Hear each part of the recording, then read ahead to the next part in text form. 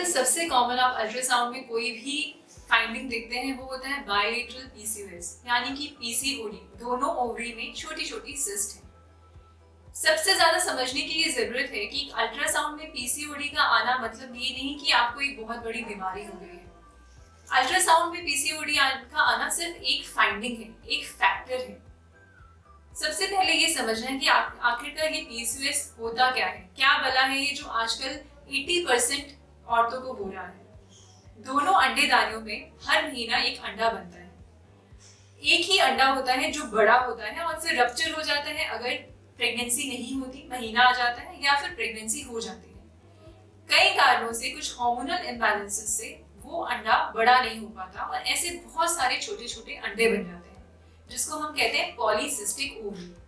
लेकिन polycystic ovary या polycystic ovarian syndrome कहलाने के लिए हमें और भी बहुत सारी चीजों की जरूरत होती है। जैसे कि अगर आपको महीने में दिक्कत हो रही है, आपका वजन बहुत बढ़ रहा है, आपके चेहरे पे या छाती पे अनचाहे बाल आ रहे हैं या मुंह पे बहुत ज्यादा मुहासे यानी कि एक्ने हो रहे हैं, प्लस आपके कुछ ब्लड टेस्ट भी इसको सपोर्ट कर रहे हैं जिसमें हार्मोनल इम्बैलेंस आता है, जैसे कि मेल हार्मोन्स का इंक्रीज होना या फिर इंसुलिन रेजिस्टेंस आना।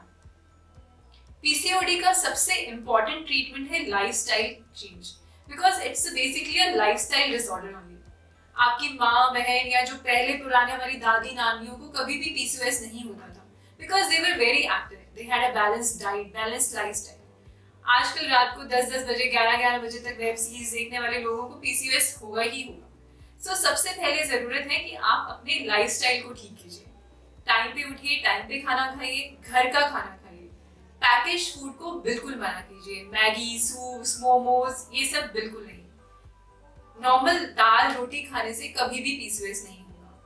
प्लस आपको 1 घंटा, मान लीजिए किसी भी तरह का एक्सरसाइज, जिम में जाना जरूरी नहीं है, आप घर पे रह के एक्सरसाइज कर सकते हैं, चाहे आप डांस कीजिए, योगा कीजिए, कुछ भी, any activity around 1 hour a day. Second, फिर इसमें जो दूसरी ट्रीटमेंट्स आती हैं जिसमें मेडिकल ट्रीटमेंट्स आती हैं। मेडिकल ट्रीटमेंट्स में 2 चीजें होती हैं, हार्मोन्स या फिर इंसुलिन सेंसिटाइजर्स। बहुत सारे लोग ये कहते हैं कि हमारे डॉक्टर ने पीसीओडी था और हमें मेटफॉर्मिन दे दिया, ये तो शुगर की दवाई है, जबकि मेटफॉर्मिन शुगर की दवाई नहीं होती। पीसीओएस में बेसिक प्रॉब्लम होता है इंसुलिन रेजिस्टेंस। इंसुलिन रेजिस्टेंस का मतलब ये है कि आपकी बॉडी में इंसुलिन की मात्रा है, शुगर, जो इंसुलिन शुगर को मेटाबोलाइज नहीं कर पा रही, वो शुगर इंसुलिन से रेजिस्टेंट हो गया है, मतलब शुगर का मेटाबॉलिज्म जो है वो खराब हो गया है। इसीलिए हमें उसको ठीक करने के लिए इंसुलिन सेंसिटाइजर देना पड़ता है, that is metformin. Metformin basic जो प्रॉब्लम है पीसीओएस को ठीक करता है। इसलिए कभी भी ये नहीं सोचना कि मुझे मेटफॉर्मिन मिल रही है, मुझे डायबिटीज हो गया है, ये मेरे डॉक्टर ने क्या दे दिया है। तो अगर मेटफॉर्मिन आपको प्रिस्क्राइब की जाती है, प्लीज उसको रिलीजियसली लें। कई बार इसका हमें 6 महीने से 1-2 साल तक भी देना पड़ता है। उसके अलावा कुछ हार्मोनल ट्रीटमेंट्स रहती हैं जो पीरियड को रेगुलराइज करने के लिए दी जाती हैं, जिसमें कि ओरल कॉन्ट्रासेप्टिव पिल्स आती हैं जो कि 21 डेज की टैबलेट रहती है।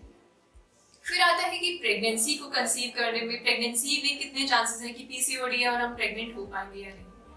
बहुत सारे पीसीओएस ऐसे होते हैं जिनको डायग्नोज भी नहीं होता, वो प्रेग्नेंट हो जाते हैं सिंपल लाइफस्टाइल चेंज करने से या कुछ हार्मोनल इम्बैलेंस को ठीक करने से। पीसीओएस में प्रेगनेंसी की इतनी प्रॉब्लम नहीं रहती है।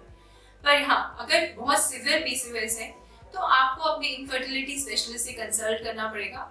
जो अंडा बनता नहीं है उसके लिए कुछ अंडा बनाने की दवाई दी जाती है, हर महीने अल्ट्रासाउंड किए जाते हैं लगातार, और जब अंडा प्रॉपर बन जाता है तो आपको उसको रप्चर करने की दवाई दी जाती है।